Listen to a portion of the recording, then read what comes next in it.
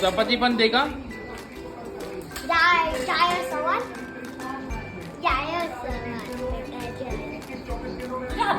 लोणचं पण दे रे सगळ्यांना.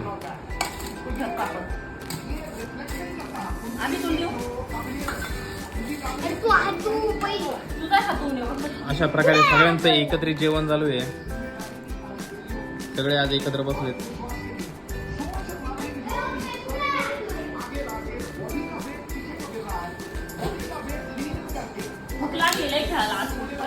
हा ना, का रे लय भूक लागली का? पटकन यायचं ना पळत पळत. बरोबर शार्प 9:30 वाजता जेवण आहे. असंच वेळेत झालं पाहिजे नेहमी, आहे ना ते, आहे ना सगळ्यांचं एकत्रित जेवणाचं का?